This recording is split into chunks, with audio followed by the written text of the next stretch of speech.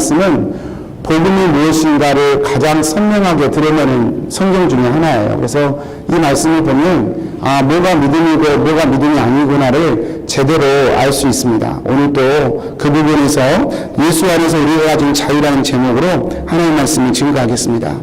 여러분, 지난주 지난주에 살펴본 것처럼 사도 바울은 자신의 평생의 사역이 헛된 다름질이 될 수 있다 염려하고 근심하였습니다. 내 다름질이 헛될 수 있다. 어떤 경우에 그렇게 되는 것입니까? 여러분, 그것은 복음의 은혜를 벗어나는 것입니다. 복음의 은혜를 벗어나면 교회든 아니면 개인도 교회니까요. 교회가 복음의 은혜를 벗어나면 그의 모든 사역이 헛되게 된다는 거예요. 근데 지금 갈라디아 교회가 그런 위험에 놓여 있다는 것입니다. 그런 징조들이 보이는 거예요. 갈라디아 교회에 이 거짓 교사들이 들어오는 것입니다. 바울이 전한 은혜의 복음은 은혜다. 복음을 알면 우리는 은혜를 누릴 수밖에 없다. 이렇게 증거했는데 그 은혜의 복음을 흔들어대는 거예요. 예수만 믿어가지고 되겠느냐? 그 은혜만 가지고 되겠느냐? 우리가 뭘 좀 해야지. 율례도 지키고 율법도 지키고 할례도 받아야 구원이 완성되는 것 아니냐면서 교인들을 혼란케 하는 이들이 교회 안에 생긴 거예요. 이런 사람들을 우리가 거짓 교사다 그렇게 얘기합니다. 여러분, 근데 솔직히 우리 마음에는 어떤 게 더 맞습니까? 후자가 훨씬 리저너블 하잖아요. 어떻게 믿음으로만 되겠어? 우리가 뭘 좀 해야지. 뭘 좀 해야지 이게 되는 것이지. 어떻게 아무것도 안 하고 덥석 준다고 받아. 세상 이치가 그게 아닌데 그게 훨씬 우리 가운데 리저너블 합니다. 근데 복음은 그게 아니라고요. 여러분, 제가 설명할 거예요. 왜 우리가 노력하면 안 되고 우리가 보태지면 안 되는지를 제가 오늘 또 설명을 해드릴 것입니다. 아무튼 사도 바울은요, 이렇게 자신이 전한 그 복음이 나는 사람에서 받은 것이 아니다. 나는 하나님에게서 받았다. 그리고 그 복음 때문에 나의 삶이 바뀌었다. 내가 증인이다. 그렇게 확증하며 선포했죠.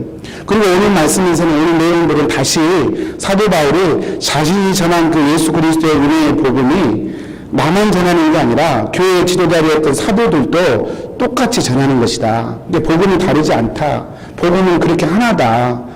누구나 전해도 은혜의 복음 이거 하나밖에 없다. 이것을 자기만 아는 것이 아니라 그 교회 지도자들이었던 사도들에게서 복음을 확약받는 그런 일들이 오늘 기록되어 있습니다. 말씀을 좀 볼까요? 2절에 보면 사도 바울이 이방 가운데 전파하는 복음을 그들에게 제시하되 성경 자신이 지금 전파하는 복음을 예루살렘에 올라가 사도들에게 이렇게 얘기를 해줍니다. 제시를 해줍니다. 그렇게 해줬더니 6절에 그런 일이 일어납니다.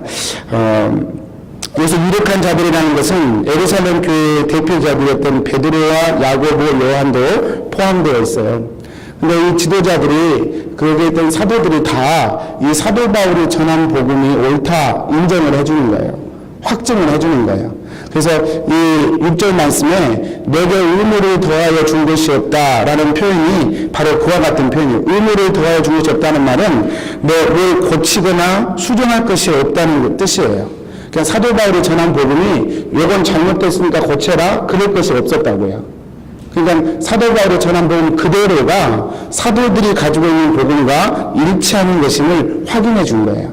9절 말씀을 또 보면 이 기둥같이 여기는 야고보, 게바는 베드로예요. 다 지도자들이에요. 예루살렘 교회 지도자들인데 이 지도자들이 바울과 바나바에게 친교의 악수를 합니다. 친교의 악수를 했다는 말은 역시 우리가 좀 한 길이야. 우리가 전하는 복음은 하나야. 더 쉽게 얘기하면 우리는 동지야. 그런 뜻으로 이렇게 인정해주는 행위예요.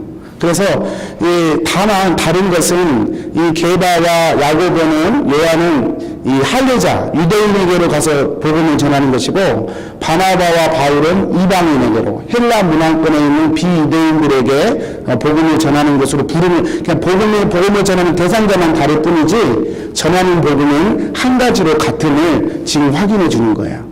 이 일들을 지금 바울이 하나하나 거치면서 지금 이 일들을 그렇게 했음을 갈라디아 교인들한테 얘기해 주고 있는 것입니다. 여러분, 요점은 그거예요. 여러분, 바울이 왜 이런 일들을 하냐는 거예요. 이런 바울이 왜 구차스럽게 지금 3년 동안 아라비아 광야에 있었고 14년 동안 전도 사역을 했어요. 그 당시에 그래서 태어난 교회가 갈라디아 교회예요. 이미 14년이 흘렀어요. 그냥 도합 17년이 흘렀어요. 본인이 예수 그리스도 믿고 삶이 바뀐 지가 17년이 됐다고요.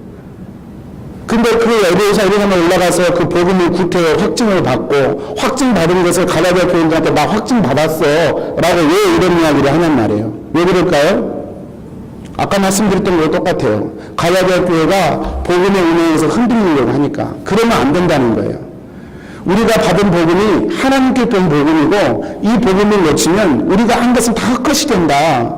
그것 때문에 바울은 지금 이것을 다시 확약하면서 보여주고 있는 것입니다. 더 쉽게 표현하면 5절의 말씀이죠. 복음의 진리가 항상 갈라디아 교인들의 마음에 살아있게 하기 위해서 지금 이런 일들을 하는 거예요. 복음의 진리가 항상 너희 가운데 있게 하려 함이라. 이것이 사도 바울이 원하는 것이고 생각하는 교회인 것이고 이것이 사도 바울이 그렇게 고집스럽게 지키고 싶었던 원리였던 것입니다. 여러분 왜 그럴까요? 여러분 복음의 진리가 항상 우리 가운데 있어야 되는 이유가 무엇일까요? 여러분 한번 이 말씀 들으시면서 한번 생각해 보세요. 복음이 정말 내 안에 항상 있나? 아니 어떻게 항상 있어요? 어떻게 해요 목사님? 좀 가끔은 좀 없을 수도 있지. 있다가도 없다가도 있고 그런 것이지 어떻게 항상 복음이 내 안에 있을 수 있겠어요? 우리 그렇게 얘기할 수 있잖아요. 근데 사도 바울은 아니라는 거예요. 복음의 진리가 항상 너희 가운데 있어야 된다는 거예요. 왜 그럴까요? 여러분 그게 복음이에요. 바른 복음을 들으면 복음의 진리가 항상 우리 가운데 있게 되는 거예요. 여러분 복음을 들으면 복음은 항상 우리를 이렇게 진리 가운데로 항상 진리 안에 머물도록 이렇게 우리를 만드는 능력이 있다는 거예요. 그게 복음이에요. 목사님 안 그러는데요? 안 그러면 그게 복음이 아니라는 거예요. 안 그러면 지금 우리는 복음을 붙드는 게 아니라 또 다른 것을 붙들고 있다는 확증이 된다는 거예요. 여러분 우리 성도님들 이 바울의 이 이야기를 우리는 귀를 기울여 들어야 합니다. 복음의 특징은요, 항상 예수님이 우리 가운데 진리로 거하시는 거예요. 한번 예수님의 은혜로 구원받았으면 그 예수님의 은혜가 계속해서 우리의 마음 가운데 살아 숨쉬게 되어 있다는 거예요. 여러분, 갈라디아 교회의 문제가 뭐냐면 구원을 은혜로 받았어요. 예수 믿을 때 처음 기뻤어요. 근데 신앙생활 하다 보니까 점점 그 은혜의 감격이 사라졌어요. 그래서 너희가 성령으로 시작하여 육체로 마치겠느냐? 그같이 어리석으냐? 바울이 그렇게 얘기하는 거예요. 그렇게 하면 되는 것이 아니라 그렇게 하면 복음에서 이탈하는 것이기 때문에 이건 안 되는 거예요. 지금 바울이 그 이야기를 하는 것입니다. 여러분 많은 분들이 복음에 대해서 구원에 대해서 오해하시는 것 중에 하나가 제가 목회하면서 제 자신도 그렇고 이렇게 배우면서 느끼는 것 중에 하나가 복음과 구원을 마치 어떤 자격증을 따는 것처럼 여기는 것이에요. 어떤 이론을 교육받고 이수하면 우리가 자격증을 받잖아요. 운전면허처럼 교육받고 시험에 통과하면 운전면허증 소유하잖아요. 마치 그것처럼 복음과 구원을 자격증으로 받아들이는 거예요. 아, 나는 이제 하나님의 자녀가 되는 자격증이 있어. 그렇게 여기는 거예요. 여러분, 운전면허증은 우리가 운전할 때만 필요하잖아요. 여러분, 우리 교회 김효진 집사님이라고 엘리베이터 안전검사하는 자격증을 갖고 계시더라고요. 지금도 그 잡으로 일하시는데 그 자격증은 일할 때만 필요하잖아요. 집에 가면 그 자격증 필요 없잖아요. 운전면허증은 운전할 때만 필요하잖아요. 집에 가면 필요 없잖아요. 여러분, 우리가 예수님을 딱 그렇게 믿는 것이죠. 여러분, 운전할 때만 운전 자격증이 필요해요. 일하는 자격증은 일할 때만 자격증이 필요해요. 많은 분들이 예수님과 복음을 딱 그와 같이 생각을 합니다. 또 그래도 되는 줄로 생각을 합니다. 여러분 아닙니다. 원수에게 속고 있는 것입니다. 우리는 그럴 수 없고 그러지 않아도 되고 그러지 않는 것이 축복이고 그러지 않는 것이 행복입니다. 갈라디아 교회에 들어온 거짓 교사들이 마치 그와 같이 복음을 해석해버리는 거예요. 예수도 믿지만 그것만 가지고 안 되는 거예요. 율법을 지키고 할례를 행하여야 하나님의 자녀가 된다고 가르치는 거예요. 여러분 생각해 보세요. 율법을 지키고 할례를 행하는 것은 굳이 예수님의 복음이 필요가 없어요. 그냥 내가 하면 되니까. 굳이 예수님의 복음을 의지하지 않아도 돼요. 여러분, 예수님이 필요 없는 영역도 삶의 구원, 성도의 구원의 과정이 있다는 것을 가르치는 거예요. 우리 예수님의 은혜로 구원받는 게 아니라 성도의 구원의 과정에서 예수님의 은혜 없이도 우리가 해야 될 영역이 있다고 가르치는 거예요. 아니, 그냥 있다는 정도가 아니라 그렇게 해야 된다는 거예요. 예수님의 은혜도 있지만 우리가 노력하면 이루어야 될 영역이 있어. 그걸 이루어야 구원이 완성되는 것이야 라고 가르치는 것이죠. 여러분, 이것은요 매우 위험하고 무서운 거예요. 이 사도 바울은 이것을 다른 복음이라고 말하고 그렇게 믿으면 반드시 저주를 받을 것이라고 말씀했어요. 여기서 말한 저주는 다리 부러지는 저주가 아니라고 말씀드렸어요. 하나님으로부터 끊어지는 거예요. 이보다 큰 저주는 없죠. 믿음 생활 30년, 40년 평생 했는데 다른 복음 붙들고 예수 믿었다가 나중에 하나님 앞에 가서 나는 모른다 그럴 수 있다니까요. 얼마나 무섭습니까? 나는 내가 잘한 줄 알았는데, 난 내가 바른 길 똑바로 걷는 줄 알았는데 하나님 앞에 가서 보니까 너 내가 준 복음이 아니고 다른 복음 붙들었구나. 저주의 자리에 가서 앉아라. 그게 하나님과 끊어진 자리예요. 여러분, 얼마든지 그럴 위험이 있다는 거예요. 여러분, 복음을 자격적으로 생각하면 우리는 얼마든지 그렇게 살아요. 필요할 때만 예수님을 찾는 거예요. 마치 운전할 때 운전면허증 찾는 것처럼 평상시에는 내 힘과 내 노력으로 살고 내 힘이 딸릴 때만 주님 찾는 거예요. 내가 주님의 도움이 필요할 때만 예수 이름 부르는 거예요. 여러분, 그것을 다른 복음이고 그렇게 살아도 된다라고 가르치는 가르침을 거짓 교사의 가르침이라 사도 바울은 정의했어요. 여러분, 왜 그럴까요? 여러분, 이것은 복음에 대한 본질적인 오해와 불신에서 비롯된 것이기 때문에 그래요. 여러분, 마치 여러분 결혼을 자격증으로 생각하는 것과 같아요. 여러분, 한번 생각해 보시겠어요? 결혼이 자격증처럼 여겨진다. 내가 남편 되는 자격을 받았으니까 넌 나를 남편으로 섬겨야 돼. 너는 아내 되는 자격증을 가졌으니까 내가 그 자격에 맞게 대접해 줄게. 이게 진정한 결혼일까요? 여러분, 만약에 여러분 아내와 남편이 서로의 필요 때에만 서로의 존재의 의미를 부여한다면, 그래서 자격증처럼 나 혼자 아내가 내가 필요할 때만 아내예요. 남편이 내가 필요할 때만 남편이에요. 여러분, 만약에 그렇다면 부부 생활이 되겠습니까? 예를 들면 이런 거예요. 여러분의 아내가 남편인 저와 여러분에게 어느 날 얘기하는 거예요. 여보, 앞으로 우리 이렇게 삽시다. 월요일하고 화요일만 당신이 내 남편이라고 여길 거야. 월요일, 화요일만 당신이 필요하거든. 그리고 나머지 요일은 나를 아내라고 생각하지도 말고 나 쳐다보지도 마. 만약 이렇게 얘기한다면 여러분, 그게 말이 됩니까? 그 자체가 말이 안 되죠. 결혼이라는 것 자체가 조각낼 수가 없는 거예요. 결혼이라는 것 자체가 24시간 남편이고 아내인 것이지 내가 월요일은 남편이 됐다가 화요일은 되고 그렇지 않죠. 결혼이란 개념 자체가 조각낼 수가 없는 개념이에요. 여러분, 복음도 사실 그와 같은 거예요. 복음을 믿으면 예수님과 내가 24시간 동행하게 되어 있어요. 복음을 믿으면 하나님과 내가 붙어있게 되어 있어요. 조각낼 수가 없단 말이에요. 단 한순간도 나의 노력과 공로가 하나님께 이룰 수 있는 공간이 없어야 돼요. 만약에 나의 공로와 힘이 하나님께 다다를 수 있는 여지가 생기면 그 순간 예수님의 은혜가 끊어지는 것이잖아요. 이것은 복음에 대한 본질적인 오해와 불신에서 비롯된 생각이에요. 복음을 못 믿는 것이에요. 그래서 여러분, 이것은 사도 바울의 입장에서 받아들일 수 없는 것이고 복음을 해치는 가장 위험한 일이 되는 거예요. 복음의 본질을 깨뜨리는 거예요.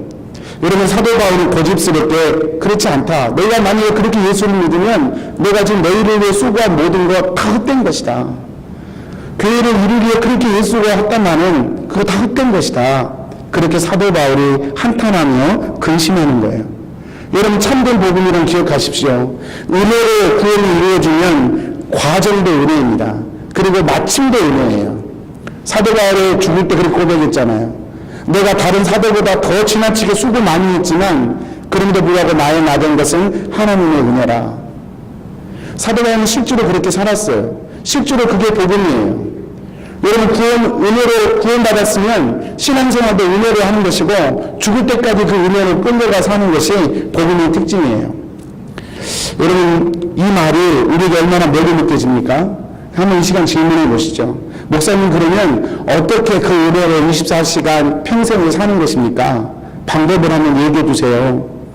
만약에 그렇게 질문하신다면 제가 성경의 근거에서 두 가지를 말씀드리고 싶어요. 저도 이 말씀 의지해서 지금 설교하는 것이고 사는 것이고 여러분도 그렇게 살아야 복음의 진리 가운데 우리가 같이 사라질 수 있다고 저는 믿습니다.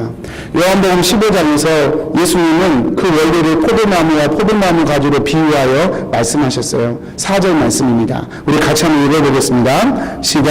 내 안에 거하라 나도 너희 안에 거하리라. 가지가 포도나무에 붙어있지 아니하면 스스로 열매를 맺을 수 없음 같이 너희도 내 안에 있지 아니하면 그러하리라.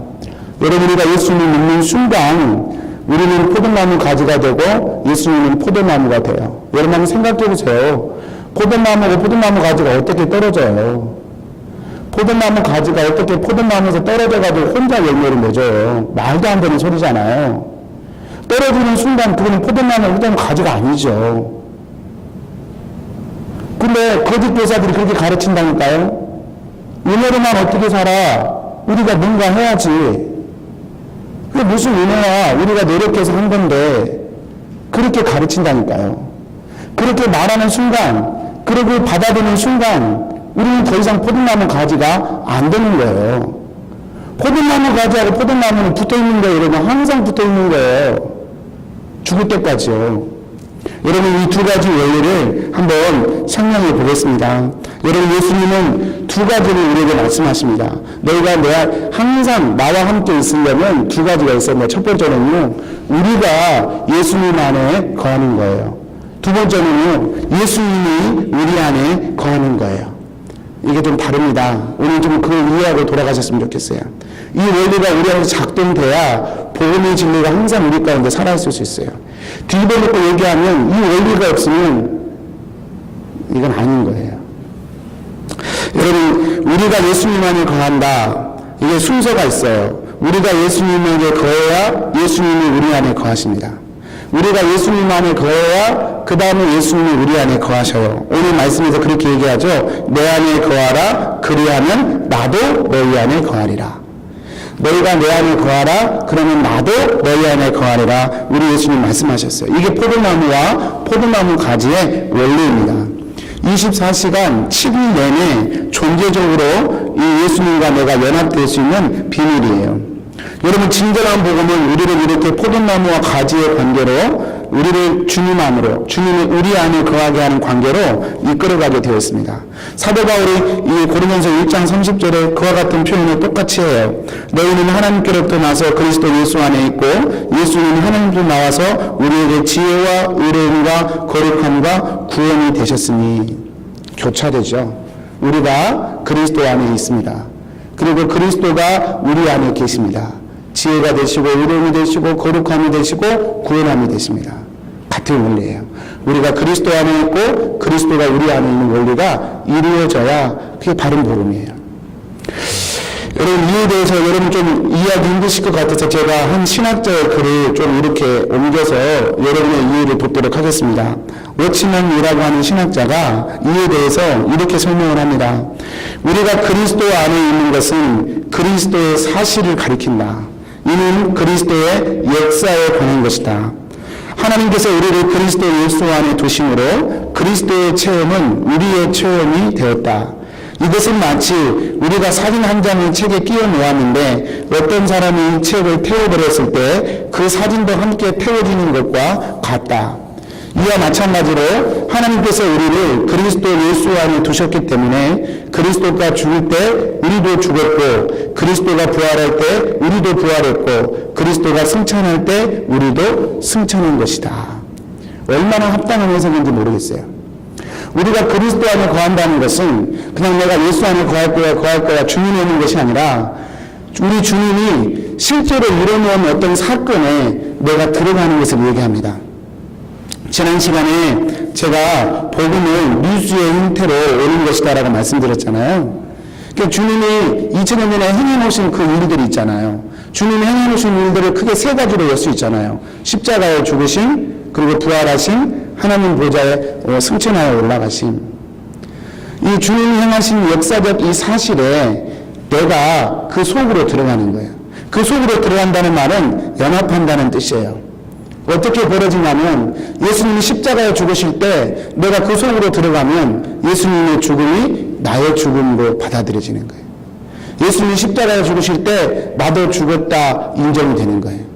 예수님이 부활하실 때 2000년 전에 이미 부활하셨잖아요. 그럼 내가 그 안으로 들어가면 예수님이 부활하신 사건이 내가 부활한 사건으로 이렇게 믿어지는 거예요.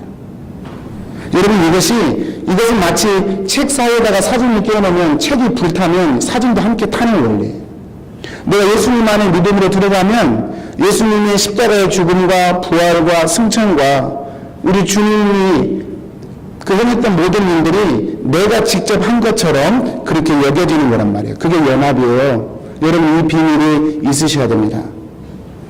로마서 6장 3절에서 5절 말씀이에요. 여러분 같이 한번 읽어볼까요? 같이 한번 읽어보겠습니다. 시작. 무릇 그리스도 예수와 합하여 세례를 받은 우리는 그의 죽으심과 합하여 세례를 받은 줄을 알지 못하느냐. 그러므로 우리가 그의 죽으심과 합하여 세례를 받음으로 그와 함께 장사되었나니 이는 아버지의 영광으로 말미암아 그리스도를 죽은 자 가운데서 살리심과 같이 우리로 또한 새 생명 가운데서 행하게 하려 함이라. 만일 우리가 그의 죽으심과 같은 모양으로 연합한 자가 되었으면 또한 그의 부활과 같은 모양으로 연합한 자도 되리라. 여러분 예수님이 2000년 전에 십자가에 죽은 것 역사적 사실이죠. 예수님이 부활하신 것 세상 사람들은 안 믿을지 모르겠지만 교회는 역사적 사실로 믿고 있죠. 예수님이 하나님 보좌에 승천해서 올라가시는 것 세상 사람들은 안 믿지만 교회는 그걸 역사적 사실로 믿고 있죠. 근데 여러분 그것을 역사적 사실로만 믿는 것이 아니라 내가 그리스도 안에 거함으로 그 사건들이 또한 나의 사건이 되는 일들이 우리 가운데 일어나는 거예요. 어떻게 해요? 그게 복음이라니까요. 제대로 된 복음을 들으면 그렇게 된다니까요.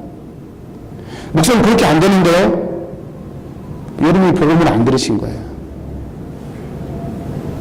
여러분이 복음을 심각하게 생각하지 않은 거예요. 그냥 교회 몇십 년 전에 상관없어요. 저 목사인데 상관없어요. 직분이 뭐든 몇 년 다녔든 상관없어요. 이 복음 앞에 제대로 서지 않으면요 이게 안 돼요. 근데 복음은요 우리를 그리스도의 역사적 사건과 연합되게 만드는 능력이 되는 거예요. 여러분 이것을 우리는 그리스도 안에 거한다 라고 표현하는 거예요. 여러분 그리스도의 십자가와 나의 죽음으로 복음을 통하여 그게 믿어지는 거예요. 또 이것을 우리가 그리스도 역사 안에 거한다, 그리스도의 사실 안에 거한다, 그리고 이걸 우리는 그리스도 안에 거한다 라고 표현하는 거예요. 여러분 예수님이 죽으실 때 부활하실 때 뿐만 아니라 예수님의 승천도 나의 사건으로 받아들여지는 거예요. 여러분 예수님이 부활하여 하나님의 마다들이 되셔서 하나님 보좌 우편으로 올라가신 것 역사적 사건으로 우리 믿죠. 근데요 이제는 복음을 들으면 그것 또한 나의 사건이 되는 거예요. 에베소서 2장 5절에서 6절이에요. 우리 같이 한번 읽어볼까요? 시작. 허물로 죽은 우리를 그리스도와 함께 살리셨고 또 함께 일으키사 그리스도 예수 안에서 함께 하늘에 앉히시니. 우리 여성교회원들 이 말씀 생각나지 않으세요? 김혜태 목사님 여성교회 수련회 가가지고 책상을 치면서 했던 말이잖아요. 우리가 지금 하늘에 있어요 없어요 하시면서 막 이렇게 야단치듯 하셨던 말씀이잖아요. 우리는 생각해요. 언젠간 천국에 갈 거야. 언젠간 하나님 보좌에 우리도 예수님처럼 앉을 거야. 근데 에베소서는 뭐라고 얘기했냐면 너희가 하늘에 앉힐 거야 이렇게 얘기하지 않고 하늘에 앉히시니 완료되고 있었다고요. 너희는 이미 그렇게 앉아있어 라고 사도 바울은 표현한 거예요. 그러면 이게 어떻게 믿어져요? 이게 어떻게 이루어져요? 이게 연합사건이라니까요. 그래서 예수님을 믿으면 나의 시민권이 땅에 있지 않고 하늘에 있다는 사실을 확인하는 거예요. 이 땅의 나의 왕이 아니라 내가 진짜 살아야 영원한 나라는 하늘이라는 사실이 믿어지는 거예요. 내가 한국 시민권자라는 것이 믿어지는 것처럼 내가 하늘의 시민권자라는 사실을 믿어지는, 내 존재가 이미 하나님 보좌 옆에 앉아있는 존재가 되어버린 거예요. 목사님, 나는 죽지도 않았는데요. 아니, 믿음으로 그게 된다니까요. 이게 그리스도와 부활되는 복음의 사건의 일들이에요. 여러분, 제가 다시 한번 정리해 볼게요. 여러분, 우리가 복음을 믿는다는 것은 이것을 다 믿는 것을 의미합니다. 예수님의 십자가와 예수님의 부활, 예수님의 승천 사건이 성경에만 기록된 역사적 사건이 아니라 그 사건에 내가 함께 맞물려서 내가 함께 죽고 내가 함께 부활하고 내가 함께 승천한 사건이 되었음을 깨닫고 그 안에 들어가는 거예요. 그 안에 나를 두는 거예요. 이것을 우리가 예수 안에 거한다 라고 말하는 거예요. 여러분, 제가 이렇게 말하니까 여러분이 저를 이상하게 쳐다보시는 것 같아요. 그죠? 무슨 황당한 말씀입니까? 내가 지금 시퍼렇게 살아있는데 죽었다는 말은 또 웬 말이고 또 다시 살아났다는 말은 웬 말이고 내가 하늘에 이미 앉아있다는 말은 또 웬 말입니까? 그러실 거예요. 그럼 여러분, 제가 한번 질문해 볼게요.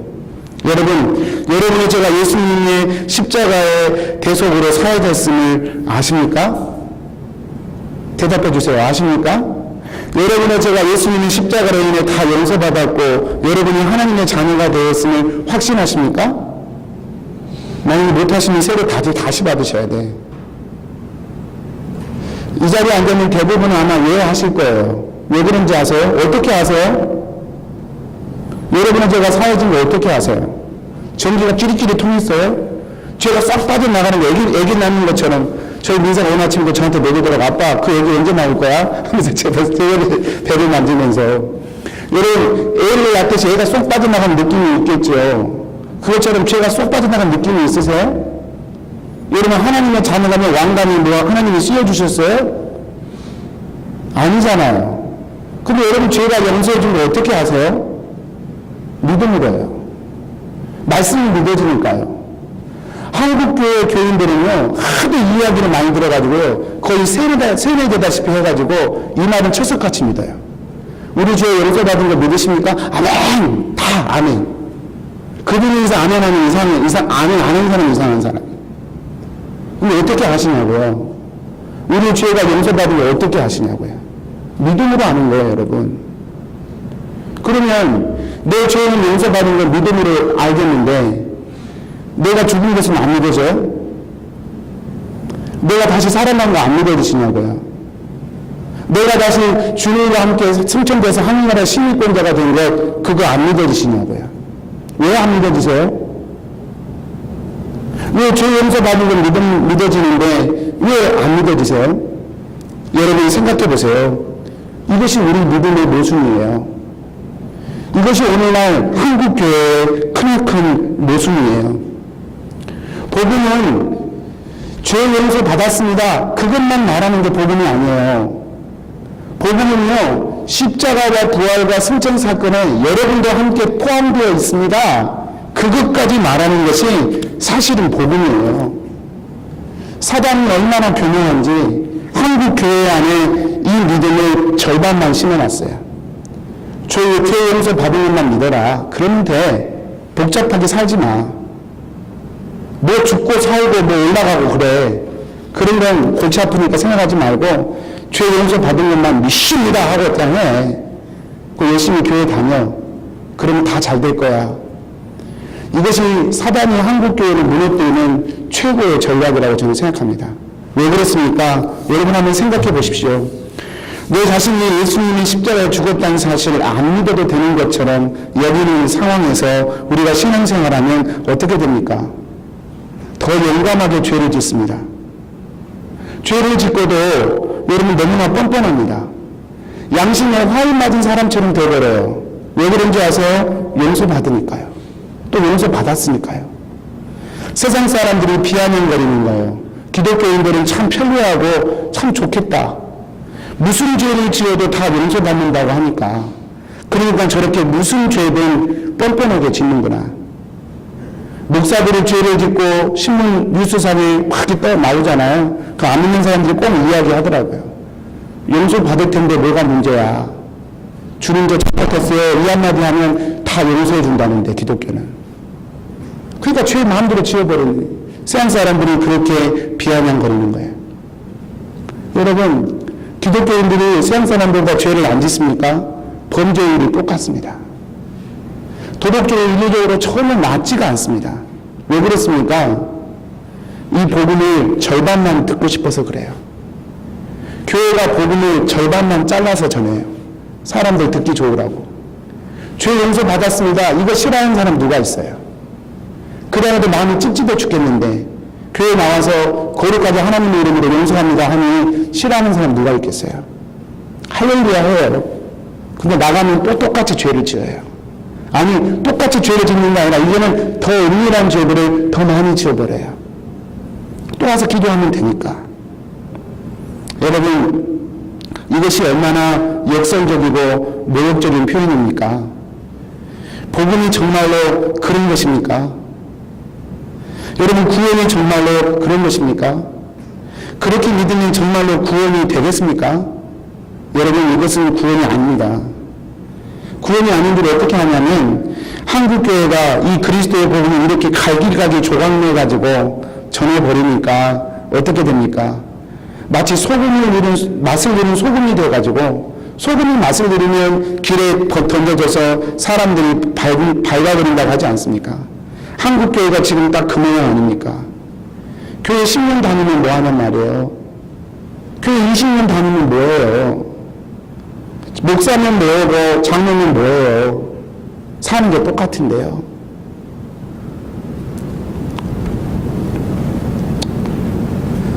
절반만 복음을 전하니 어떻게 신앙의 열매를 거둘 수 있겠습니까? 여러분 복음은 그렇게 얘기하지 않아요. 우리의 죄만 십자가에 달린 것이 아니에요. 여러분이 저와 여러분의 죄를 용서하기 위해서만 십자가에 달린 게 아니에요. 복음을 들으면 예수님이 십자가에 달려 고통당하여 죽으실 때 여러분 육신에 져서 끊임없이 죄악 가운데 살아가는 죄인된 나의 성품과 인격도 함께 십자가에 못 박혔다는 사실을 듣는 거예요. 그래서 여러분은 이제 죄에 대하여 죽은 자로 우리 자신을 믿어야 되는 거예요. 나는 더 이상 죄에 굴복하면 안 되는 존재예요. 안 되는 존재인데 굴복하면 얼마나 분하고 억울해요. 얼마나 한탄이 나와요. 오라 나는 공고한 자로다. 내가 죄에 확고하게 져서 살 사람이 아닌데 내가 또 죄에 졌구나. 주님 나를 불쌍히 여겨주십시오. 애통해하며 주님 앞에 나아가게 되어 있다고요. 그렇게 우리는 하나님의 사람으로 세워져 가게 되어 있어요. 여러분 그것이 바로 복음이 말하는 믿음입니다. 복음을 들으면 우리가 그리스도 안에 거하게 되는 거예요. 복음을 믿으면 나는 이제 죄에 대하여 죽은 자고 하나님께 대하여 산 자고 의에 대하여 산 자야. 난 당연히 하나님을 바라봐야 되고 난 당연히 의를 행해야 돼. 이렇게 되는 거예요. 내 신의권은 땅에 있지 않고 하나님께 있어. 이렇게 되는 거예요. 그래서 뭐 우리 집이 남들보다 크지 않아도 괜찮아요. 자동차가 좋지 않아도 괜찮아요. 우리 아이들이 다른 아이들 집 아이들보다 좀 나은데도 괜찮아요. 뭐 다 망연한 얘기가 아니라 그게 절대적인 조건이 못 되는 거예요. 왜 그렇습니까? 내 신의권은 하늘에 있으니까. 내가 정말로 평생을 살아야 할 것은 이 땅이 아니라 하나님의 나라니까 그게 믿어진단 말이에요. 그게 뭐예요? 그게 바로 복음이에요. 여러분 이것을 우리는 그리스도 안에 거한다 그렇게 얘기하는 거예요. 여러분 생각해 보세요. 그리스도의 십자가에 내가 같이 죽어요. 그리스도의 부활에 내가 같이 부활해요. 그리스도의 승천에 나의 승리권이 아예 거기 좀 있어요. 이런 복음에 사람의 공로와 의가 어디 들어갈 자리가 있어요. 내가 뭐 했어요. 나 이거 좀 잘해요. 나 이거 좀 다른 사람보다 좀 잘해요. 이렇게 말할 수 있는 우리의 공로와 의가 어디 낄 자리가 있냔 말이에요. 아니 오히려 다른 사람이 참 어떻게 이렇게 고생할 수 있으세요? 참 대단하셔요. 우리는 당신 같은 삶을 못 살겠어. 이렇게 우리의 공로와 의를 드러내면 우리는 뭐라고 얘기해요? 그것조차도 은혜예요. 그것조차도. 제가 남들보다 뭐 조금 잘해서 그거 그래서 나를 칭찬하시는데 그거요. 사실은 그것조차도 은혜예요. 제가 수고할 수 있는 것조차가 은혜예요. 제가 공로를 세울 수 있는 것 공로라고 말씀하십니까? 나는 공로라고 생각 안 하는데 공로라고 말씀하신다면 그 공로까지도 저는 은혜라고밖에 말할 수밖에 없어요. 이렇게 되는 거예요. 이 부분에 대해서 오치만리는 이렇게 다시 한번 해석을 합니다. 만일 당신이 자신이 그리스도 밖에 있는 자로 볼 때 당신은 자신이 죽지 않았고 살아나지 않았으며 승천하지 않은 자로 보게 될 것이다. 만일 당신이 자신이 그리스도 안에 있는 자로 본다면 당신은 할렐루야 나는 이미 죽고 부활하였으며 또한 승천하였다라고 말할 것이다. 나를 그리스도 밖에 있는 자로 보면 그리스도의 십자가와 부활과 승천은 나랑 아무 상관없어요. 그냥 복 받을 때 필요한 거예요. 그거는 구원이 아니에요, 여러분. 나를 그리스도 안에 있는 자로 여기게 되면 이러면 할렐루야 나는 이미 죽었군요. 난 부활했군요. 난 승천했군요. 이렇게 말하게 되어 있다는 것이죠. 여러분, 이것이 우리가 복음의 진리 안에 살아갈 수 있는 비결이고 하나님이 우리를 주신 원리이고 이게 복음의 원리예요. 복음은 인정명령증이 아니에요. 내 인생이 힘들 때 끄집어 대서 써먹고 필요 없을 때는 장롱에 쳐박고 그게 복음이 아니에요. 복음은 24시간 순간순간마다 내 인생을 바꾸는 하나님의 능력이에요. 두 번째로 우리가 그리스도 안에 거하게 되면 또 한 가지 사실이 벌어지는데 그것은 이번에는 그리스도가 우리 안에 거한다는 거예요. 내가 그 믿음으로 그리스도의 죽음과 부활과 승천에 나를 집어넣으면 그 다음에 일어나는 사건이 그리스도가 우리 안에 들어오는 사건이 벌어진단 말이에요. 여러분, 우리가 그리스도 안에 거하는 것을 굳이 표현하자면 과거에서 현재까지의 일이라고 말할 수 있어요. 그리고 그리스도가 우리 안에 거한다는 것을 굳이 표현하자면 현재부터 미래까지의 일이라고 말할 수 있어요. 내가 그리스도 안에 참되게 거하게 되면 이제는 그리스도가 참되게 내 안에 거하게 되어 있어요. 여러분, 그리스도가 내 안에 거한다는 말은 이제 내가 남은 인생을 그리스도를 나의 생명 삼아서 그리스도와 동행하면서 그리스도를 내 마음의 주인으로 왕으로 모시면서 하나님이 주신 인생을 살겠다 결심하게 되는 거예요. 우리의 마음이 순간순간 주님의 생명으로 누리며 살게 된다는 거예요. 요한복음 15장 4절 다시 봅니다. 내 안에 거하라. 그리하면 나도 너희 안에 거하리라. 반드시 일어나요. 반드시 일어나요. 우리가 주님 안에 믿음으로 거하면 주님은 우리 안에 생명으로 들어오셔서 우리를 이끌어 주셔요. 여러분, 우리는 주님이 성령으로 우리 안에 계심을 교리적으로 다 알고 있습니다. 다 배우셨잖아요. 그런데 실질적으로 삶 속에서 고백하지는 않습니다. 교리적으로는 고백하지만 실제로는 그렇게 믿지도 않고 고백하지도 않아요. 그 결과가 무엇입니까? 주님을 믿는 신앙과 나의 삶이 철저히 분리되어 버리는 거예요. 처음 말씀드린 것처럼 구원은 은혜로 받았지만 삶은 나의 땀과 수고로 살아간다고 믿어버리는 거예요. 그러다 보니까 신앙생활이 아니라 종교생활이 됩니다. 주님을 만나는 예배, 주님을 만나는 기도, 주님 만나는 순간순간이 내겐 감사와 기쁨이 아니라 치료의 의식이 되고 절차가 되어버립니다. 감격도 옛날 말이 되어버립니다. 여러분, 무서운 일이 벌어지는 것입니다. 하나님을 필요에 따라 만나는 게 되는 거예요. 마치 아내가 남편에게 당신은 월요일 화요일만 나한테 필요해. 월요일만 화요일만 나한테 남편해. 나머지는 나의 남편이 아니야 라고 말하는 것과 같은 무서운 일이 우리의 삶 가운데 실제 벌어지고 있는 거예요. 여러분, 예수님이 내 삶 가운데 역사하지 않나 많은 분들이 질문합니다. 왜 주님 요즘 내 기도 안 들어주셔? 예전엔 잘도 들어주시더니 요즘은 내 기도 왜 안 들어주셔? 많은 분들이 하나님은 날 사랑하십니다 라고 고백하지만 실제로 그 마음에 들어가 보면 하나님은 나만 안 사랑하시나 봐. 다른 사람들은 그렇게 사랑하시는데 나는 좀 덜 사랑하시나 봐 생각하며 나도 모르게 불안해하고 원망하며 살아갑니다. 왜 그럴까요? 여러분, 예수님이 요한복음 2장에 보면 혼인잔치집에 물을 포도주로 바꾸시는 이적과 그런 기적들을 베푸십니다. 그런데 그 이적 사건 이전과 이후가 어떤 차이가 있습니까? 한 가지 차이가 있어요. 마리아가 예수님께 포도주가 떨어졌다고 했을 때 예수님이 무엇이라고 말씀하십니까? 요한복음 2장 4절이에요. 예수님 말씀하셔요. 여자여 나와 무슨 상관이 있나이까? 포도주가 떨어졌어요. 큰일 났어요. 근데 예수님 말씀하셔요. 이것이 나와 무슨 상관이 있습니까? 왜 그렇습니까? 예수님이 지금 손님으로 와 있기 때문에 그래요. 예수님이 잔치집에 손님이셔요. 예수님이 손님으로 계시는 한 그 일이 상관이 없어요. 그때 마리아가 예수님 하인들한테 그런 말을 해요. 너희가 예수님이 무슨 말씀을 하든지 그대로 하라. 이게 무슨 말이에요? 예수님의 주인 삼으라는 뜻이에요. 그 잔치집에 그 사건이 벌어졌을 때 그 사건의 주인을 예수님으로 삼아라 그 말이에요.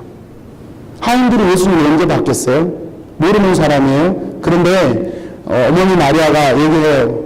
예수님이 무슨 말씀을 하시는지 너 그대로 해라. 이 말은 예수님이 그 잔치집의 주인이 됐다는 뜻이에요. 예수님이 그 잔치집의 주인이 되니까 어떤 일이 벌어집니까? 물이 변하여 포도주가 되는 거예요. 여러분, 우리가 왜 예수님의 기적과 사랑을 경험하지 못합니까? 우리가 왜 예수님의 생명을 경험하지 못하냔 말이에요. 이유는 한 가지예요. 예수님은 우리 인생 가운데 여전히 손님으로 와 계시기 때문에 그래요. 예수님은 지금도 약속하셨고 그래서 약속을 지키셔서 우리 마음 가운데 계십니다. 근데 문제는요, 저와 여러분이 주님을 바라보지 않는다는 거예요. 주님을 의식하지 않고 산다는 거예요. 그러니 주님은 우리 안에 계시지만 계속해서 손님처럼 계시는 거예요. 물이 떨어져도, 포도주가 떨어져도 주님은 가만히 계실 수밖에 없어요. 기적을 못 베푸시는 것이 아니라, 안 일으키시는 것이 아니라 못 베푸시는 거예요. 손님인데 어떻게 합니까? 포도주 같은 기쁨과 자유를 주님은 지금도 우리에게 주고 싶어 하세요. 주님을 믿는 것은 잔치집과 같은 것이고 순간순간 감격과 은혜가 넘치는 것이고 순간순간 감사가 넘치는 게 그게 신앙생활이에요. 주님은 그렇게 우리를 인도하고 싶으세요. 근데 문제가 뭐예요? 주님은 우리 인생 가운데 손님으로 와 계시니까요. 주님은 내 인생 가운데 오셨지만 주님은 안중에도 없이 사니까요. 주님은 하실 수가 없는 것입니다. 사랑하는 여러분, 말씀을 마치겠습니다. 어느 나라 왕비가 간신들의 참소에 희망해서 폐위당할 위기에 처했습니다. 왕은 어쩔 수 없이 왕비를 폐위시키기로 결정을 했지만 마음에 불쌍한 마음이 들었어요. 그래서 왕비에게 한 가지 얘기합니다.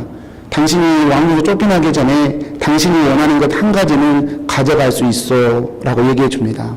왕비는 그 얘기를 듣고 마지막 날 밤, 왕궁을 떠나기 전날 밤 왕에게 수면제가 된 포도주를 마시게 했습니다.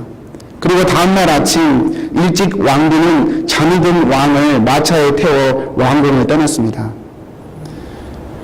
왕이 아침에 잠이 깼어요. 깨서 보니까 자기가 지금 마차에 있고 시골길을 가고 있는 것입니다. 놀란 왕이 왕비에게 묻습니다. 이게 어떻게 된 일이요? 그때 왕비가 대답합니다. 폐하가 허락하셨지 않습니까? 제가 원하는 것 한 가지만 가질 수 있다고요. 그래서 저는 그렇게 했습니다. 왕은 왕비의 지혜와 사랑에 감격하였고 결국 왕비는 원래의 지위를 회복하고 행복하게 살 수 있었다는 이야기입니다. 여러분, 왕비는 왕만 있으면 됩니다. 왕비는 한 가지만 있으면 돼요. 왕만 있으면 왕이 가진 모든 것 다 왕의 것이 됩니다. 그게 포도나무의 비밀 아닙니까? 포도나무에 붙어 있으면 햇빛도 포도나무 가질 것이고 땅의 양분도 포도나무 가질 것이고 지구가 다 포도나무 가질 것 아니겠습니까? 여러분, 우리의 삶도 마찬가지죠. 제가 선교여행 때 제 마음이 참 힘들었던 때가 있었습니다. 러시아에서 카자흐스탄으로 넘어가는데 밤 11시에서 새벽 2시 반까지 비행을 해서 날아갔어요. 밤에 비행이 가는데 창가를 바라봤는데 칠흑같이 어두웠어요. 아무것도 안 보이는 거예요. 비행기 날개 끝에 반짝반짝이는 작은 그런 빛 하나만 보이고 정말로 깜깜했습니다. 제가 그걸 바라보는 순간 마치 제 인생같이 그 순간은 여겨졌습니다. 왜냐하면 그 순간에 제 인생이 한 치 앞도 안 보였거든요. 게다가 그 캄캄한 밤에 수천 미터 공중에 떠 있단 말이에요. 마치 그것이 제 인생처럼 여겨졌어요. 한 치 앞도 안 보이고 위험천만하게 그지없는 내 인생 같구나 생각됐어요. 근데 그런 생각을 하는데 제 자신의 또 다른 나를 발견했어요. 그렇게 캄캄한 밤에 아무것도 보이지 않는데 수천 미터에 떠 있는데 전혀 그 비행기에 대해서 불안해하지 않는 내 자신을 발견했어요. 내가 왜 불안해하지 않을까 생각해 보니까 제가 믿고 있더라고요. 이 비행기는 눈에 보이는 대로 가는 비행기가 아니야. 비행기는 원래 가는 항로가 다 설정되어 있고 컴퓨터로 다 날아가게 되어 있어. 지금은 내 눈에 아무것도 안 보이지만 수천 미터 위에 떠 있는 위험한 상황이라고 여겨지지만 이 비행기는 반드시 가야 할 곳에 갈 것이고 새벽 2시 반이면 카자흐스탄 알티마 공항에 도착할 거야. 제가 그걸 믿고 있더라고요. 그냥 그 캄캄한 밤에 아무것도 안 보이고 위험해도 그냥 있더라고요. 제 인생에 대한 또 다른 눈이 그 순간 열렸습니다. 아무것도 보이지 않는 그 순간에 위험천만하게 그지없는 그 순간에 그래도 주님은 나와 함께 하시는구나. 주님이 내 안에 계시는구나. 주님이 나의 왕이시는구나. 그게 믿어지는 순간 저의 모든 염려와 두려움은 사라지는 걸 느꼈습니다. 주님이 제 인생을 인도하고 계심이 선명하게 믿어졌습니다. 그리고 저는 그 비행기 안에서 담대하게 평안할 수 있었습니다. 사랑하는 성도님들, 주님이 여러분 안에 거하고 계셔요. 그리고 그 주님은 여러분 안에 주인이셔야 합니다. 그때 우리에게 참된 자유가 있어요. 그때 우리에게 세상이 맴돌 수 없는 진정한 축복과 평안이 있어요. 그런 은혜가 저와 여러분 가운데 있기를 축복합니다. 우리 기도하겠습니다.